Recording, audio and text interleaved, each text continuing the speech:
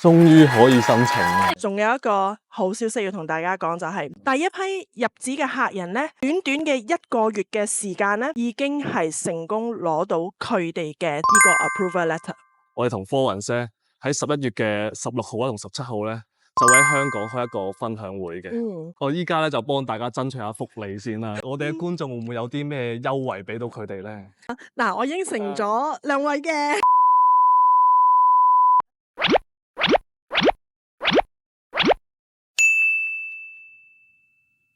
大家好，歡迎收睇夫妻肺片，我係偉哥，我係 Micky，我係 Florence。咁今日咧，我哋又請到 Florence 上嚟啦，非常多謝 Florence 啦，過嚟分享下究竟 MM-Fresh 嘅細節位咧，究竟有咩改變？同埋佢今日會帶嚟一個好消息，話俾大家。其實咧，好多觀眾咧都成日都問我哋幾時可以申請 MM-EH 啦，嗰啲規則有冇改啦，然後話幾時先可以真係開始可以申請嗰個入紙。係啊，佢哋直情話我好想同佢哋申請啊，但係我哋真係解答唔到佢。所以我哋今日咧就請咗 Florence 上嚟啦。佢哋公司咧已經拎到佢哋嘅牌照啦，同埋佢哋已經開始遞交咗第一批客人，即係其實係咪已經開始申請？係啊。星匯國際正式嘅最新嘅代理執照咧，已經咧都攞到。而我哋喺上星期咧，亦都成功去交咗我哋第一批啲客。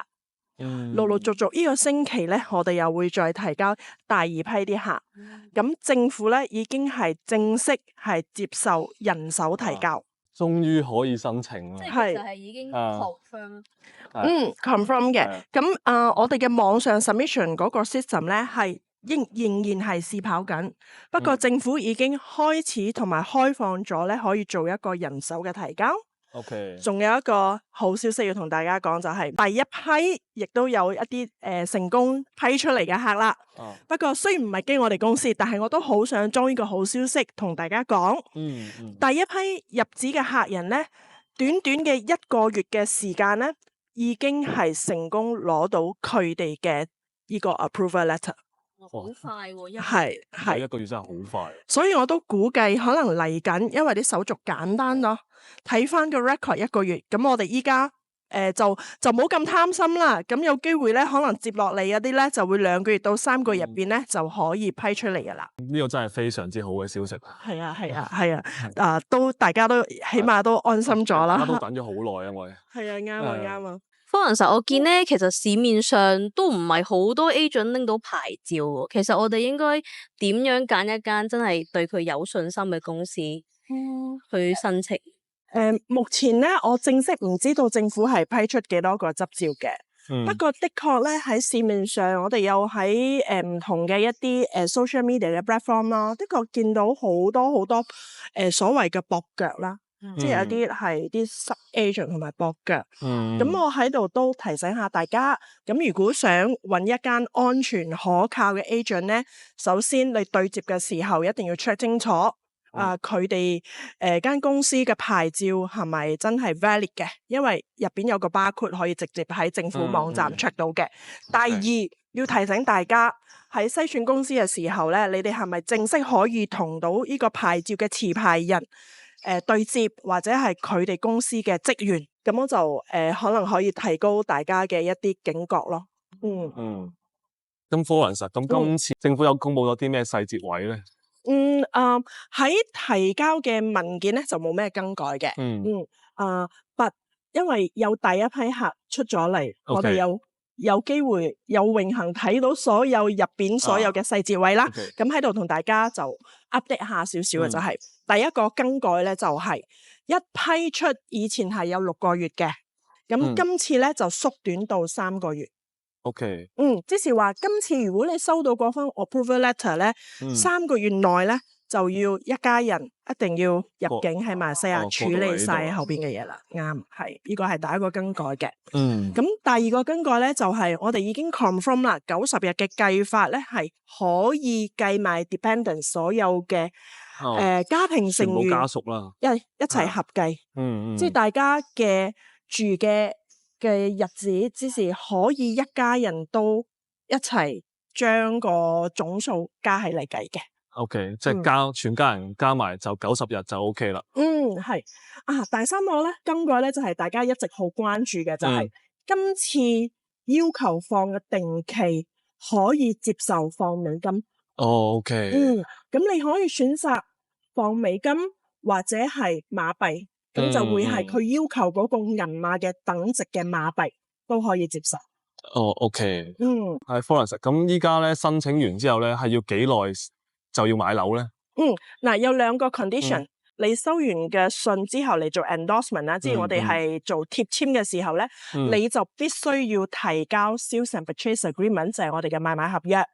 不過放心，如果你真係唔可以喺短時間入邊有呢個物業嘅話咧，咁政府咧依然都係開放1年時間俾你去買呢層樓嘅。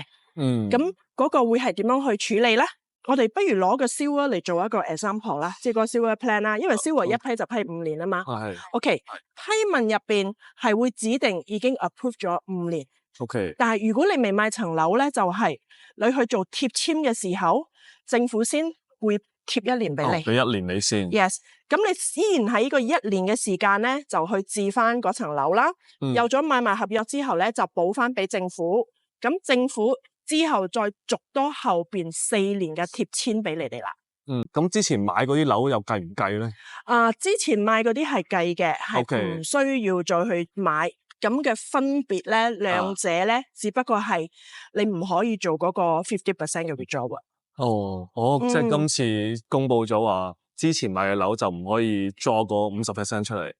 係。但係咧，你亦都冇一個要求話要買多一層樓，佢依然接受你嘅樓契作為呢個 MM2H 嘅資格。新買嘅樓就可以 draw 個50% 出嚟啦。新買嘅樓咧，我哋就會睇個 endorsement 嘅日期啦。應該係話之後 stamp 完嗰啲咧，全部都可以做個50% withdrawal。OK。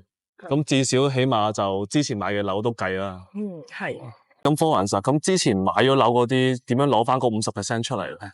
咁喺呢件事上咧，起碼佢賺到唔需要再買層樓啦。咁如果真係唔可以通過佢之前買嗰層樓做 withdrawal 咧，佢仲有其他方法嘅，就包括係 travel 啦、醫療啦，同埋去子女教育啦，依然係可以俾佢攞取出呢個50% 嘅。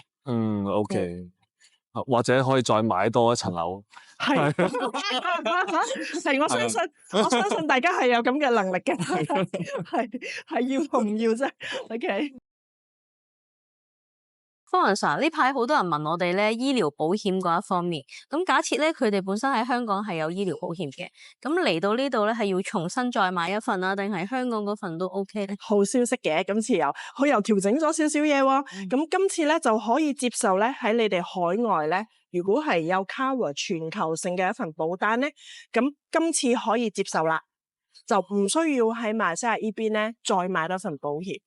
咁你需要提供嘅咧係你喺香港嗰份保險嘅保單，同埋你嗰份保單之前俾咗嘅嗰個 payment 嘅 receipt。不過嗱，講到保險啦，不過我都可以再解釋多少少嘅。就算係馬來西亞買咧，都只不過可能要求係第1年嘅啫。咁同埋5年後再續嗰陣時，再需要買多一次。同埋我有好多觀眾咧都會問，如果佢已經係超過60歲啊，咁點算啊？咁馬來西亞係咁嘅。喺做 MM2H 貼簽嗰陣時候，嗰份嘅保險咧，如果係超過60歲咧，係可以豁免嘅。即係如果你係60歲以上，你可以唔需要提供呢個保險俾政府。不過受保年齡喺馬來西亞咧就可以到70歲，除非自己想要一個 security 啦，咁佢可以依然喺當地再買多一份。但係其實直接喺當地買過一份新嘅醫療保險係咪更加抵咧？見仁見智啦。喺香港嗰份一般係 pay at claim 啊嘛。係。咁如果係馬來西亞呢邊咧就好方便，因為我哋有啲種類係全保噶嘛。就好似我哋而家 hold 緊嗰啲，唔使係有好多種類，有啲唔使墊底費啦。好似我哋有張醫療卡啦，我哋真係有乜嘢大件事咧，入院咧係全保嘅。就直接用嗰張卡就免費出嚟。如果你喺度長期生活嘅話咧，係建議咧係可以攞嚟傍身咯。咁就唔需要再拎啲嘢翻香港再 cam。咁就方便啲。OK。好啦，咁好多謝 Florence 同我哋分享咗今次有啲咩細節可以改變啦。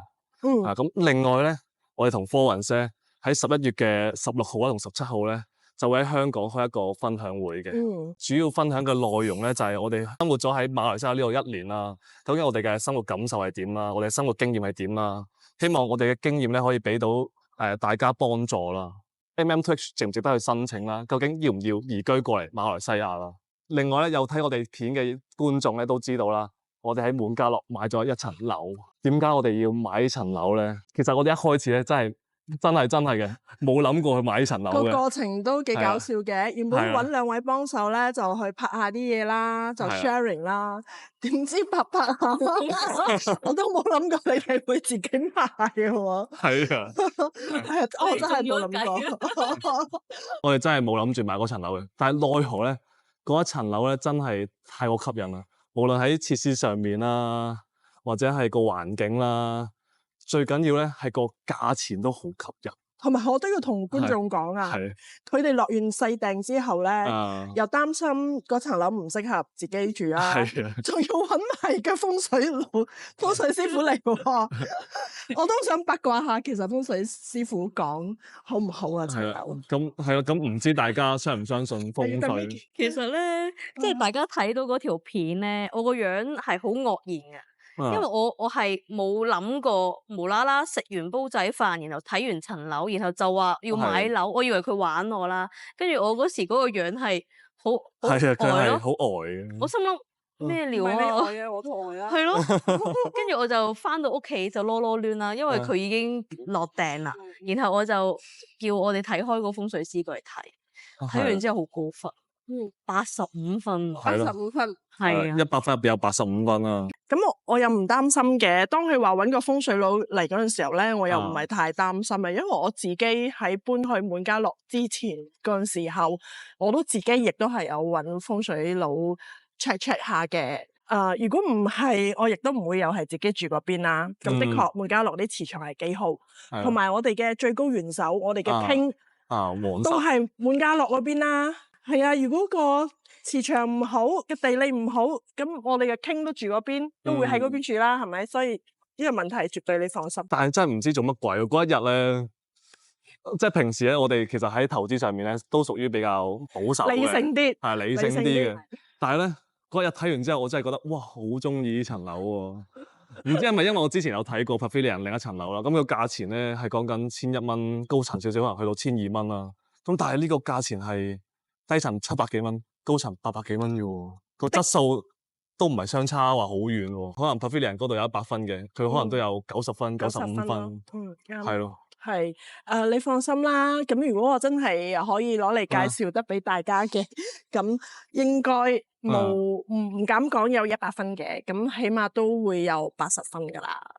OK，我哋係好挑剔同埋好小心去揀啲盤。咁我又純粹八卦啦。咁我又想問，點解你當時唔屬於衝動啦嚇？即係以我識你係一個唔理智嘅情形就馬上去落訂。咁嗰陣時候你點解會有一個咁樣嘅諗法咧？我問下 Micky 啊，不如即係有 follow up 我哋啲片咧，我哋最近咧係落咗 KL 考察啦。咁我哋去睇豪總啦，去 Rainbow Hills，即係嗰一邊嗰一區啦。但係我哋即係比較過咁多區之後咧，我哋都係覺得可能滿家樂嗰邊咧係最適合我哋住嘅。其實我哋心水首選係 Dexter Park City 嘅，但係無奈咧嗰一邊個租金又貴啦，跟住而家個樓價越嚟越高喎，根本我哋係追唔上嗰個樓價咯。係啊，係咯，跟住我哋又想揾啲性價比高啦，然後我哋嘅計劃3-4年後咧就打算搬落 KL。唔係講話滿家樂係一個即係淨係一個地方係適合大家住，咁又唔係。好似 Micky 頭先有提到 Dexter Park 其實都唔錯嘅，我係好認同 Micky 嘅講法。咁佢頭先提到一個重點係性價比呢3個字咯。無奈 Dexter Park 依家啲價咧真係起得好誇張，真係好誇張。如果你可能依家俾緊嘅錢咧，可能 Dexter Park 我之前都有帶啲客去啦，都可能係買到一個大概1000嘅兩房咋，而且仲要係一定係二手，而且嘅選擇咧係好少可以去選擇。其實咧，我哋都有做一啲 research 嘅。咁咧，因為我哋可能 plan 緊3-4年後咧就落 KL 住啊嘛，咁首選都係 Dexter Park 同埋 Mont Kiara。係啦，咁我哋就首先 search 下 Dexter Park City 先啦。咁我哋1年前咧開始留意嘅地係啦，方。咁我哋就對住咧都比較有要求嘅，可能都要揾翻啲2000至3000尺啦。跟住我哋就 target 咗 Desert Park City 一個2600尺嘅樓盤。Park Region 係咪？樓盤唔該。因為唯一大單位喺 Desert Park 係唔多嘅，我非常之熟。係啦，咁1年前咧，我哋就 search 啦，咁佢個租金咧係大概1萬蚊馬幣左右啦。咁但係呢排咧，嗰一 search 咧，哇，真係好誇張喎！2萬蚊馬幣，1年升咗1倍。1倍真係有人租啊！係真係有人租，係不過太誇張，太誇張。唔係淨係嘅租金誇張啊，連嗰個二手價咧都非常之升得誇張。所以我覺得呢個地方個價錢嚟講咧，已經升得太高啦，冇必要去住入去咯。所以咧，Monkey Hour 咧就係第2首選啦。我哋當然啦，Monkey Hour 冇Desert Park City 升得咁勁啦，但係佢都有升幅咯。因為 Micky 呢排有個朋友咧就喺 Monkey Hour 嗰度要租樓啦，係啦，咁佢就租大概都係2000尺嘅一個樓盤啦。個業主開價9000蚊，咁呢個樓盤係無價市，9000蚊。無價市，係啦。你諗住還價？係啦，咁佢就諗住還價啦，咁就8500蚊啦，希望個業主減少少啦。佢點知個業主蘇都唔蘇佢，可能佢已經原價咧就已經租咗出去啦。同埋我都想透少少 tips。滿家樂好多業主咧，佢哋係有非常之 strong 嘅 holding power，即係佢哋係一個非常之有實力派嘅啲業主。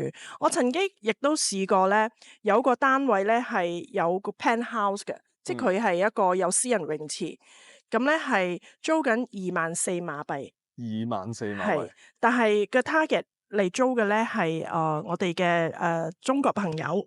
OK。sorry 啊，唔係有啲乜嘢 racist 嘅問題啊，係我哋嗰個 case 咧，業主咧係唔係咁想租俾中國朋友，佢哋想 target 翻啲外派嘅人，咁去 offer 業主啦係26000高過去要求嘅價錢，反而高啲啊嘅業主都唔放租。佢哋喺挑選租客方面係非常之有一個好高嘅要求。你科雲實，其實我留意到啦，喺滿家樂住嘅人咧，即係買滿家樂嘅物業啦，除咗係外國人之外咧，好多當地人咧都係想住喺滿家樂呢個位置嘅。呢個就係我之前咧有同大家分析呢個地方咧，佢係一個非常之健康嘅一個社區嚟嘅。因為我哋喺滿家樂入邊嘅比例咧，唔係淨係靠外國人。我哋好多本地嘅當地華人啦，都係住喺滿家樂。OK。尤其是我哋嘅二手市場嘅支撐啦，即係 most of 嗰個二手買賣咧，係70% 嘅當地活人咧係佔咗嗰個二手嘅成交嗰個比例嘅。咁大概30% 嘅比例咧，咁我就會有外國人啦。其實滿家樂呢個地方，好似我哋之前嗰啲 example 就係我哋細間換大間啦。咁自己可能住喺嗰度都耐嘅，本地人係點樣會二手市場好 active 咧？係可能佢哋之前住嘅單位細啲，咁佢哋又 upgrade 去大啲，所以佢哋買嚟買去咧都會喺滿家樂嘅範圍入邊嘅。即係到時候就唔驚二手市場冇人接貨啦。呢個地方咧係 Covid 嘅時候咧，曾經我哋有一個數據，我哋係已經顯示到 Covid 嘅時間咧租金同埋二手價咧係冇落到嘅，係保持嘅。佢可以靠本地人消化咗個租務同埋嗰個買賣嘅市場。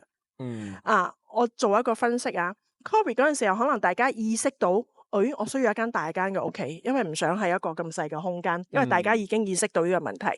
第二咧就係有啲可能係租緊細間啲嘅單位，佢哋會喺嗰段時間咧搬出嚟租大間嘅單位。所以喺嗰段時間咧，淨係靠本地人租啊賣啊，都嗰陣時候嘅時間咧都好 active 喺滿家樂度。點解我哋買咧？就係因為太多利好消息啦，已經決定有起鐵樓啦，喺嗰度啱。係啦，然之後好多嘅人一齊湧入嚟馬來西亞，馬來西亞經濟而家喺度起飛緊啦。係咯，所以我哋就諗啦，3-4年後咧個租金會唔會去到13,000-14,000咧？如果我要租一啲2000幾尺嘅單位，要13,000-14,000去租咧，咁就好似唔係好抵啦。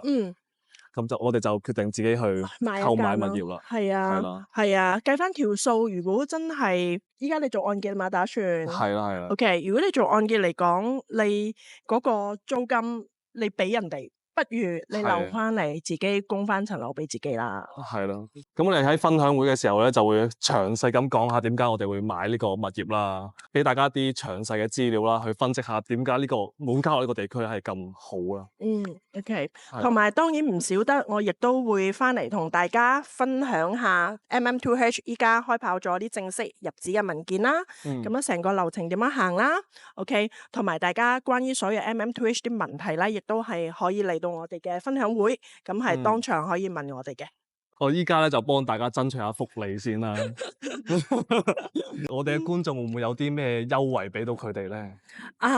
嗱，我應承咗兩位嘅。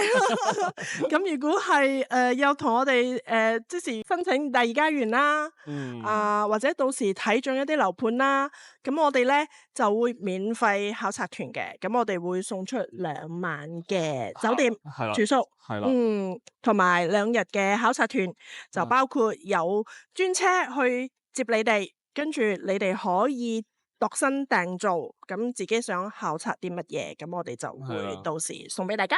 係啦，或者大家都對馬來西亞呢個地方唔係好熟悉啦，咁就希望呢2日嘅考察團可以幫助到大家去考察下、了解下呢個馬來西亞咯。係。係啦。係啊，咁我哋真係為咗大家爭取咗福利㗎。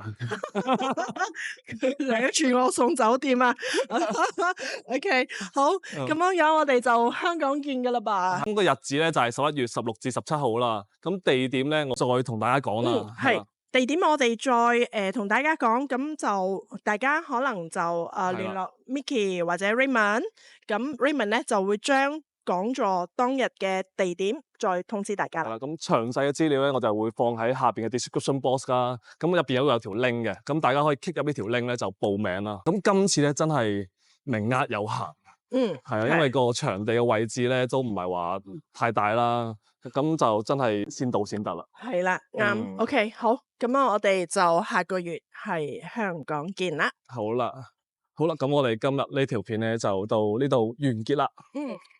如果大家中意條片咧，就記住俾個 like 啦，未訂閱我哋朋友咧就記住訂閱我哋啦，同埋記得撳埋個鐘仔啦，我哋有咗新影片你就收通知噶啦。好啦，我哋下一條片再見啦，拜拜。拜拜。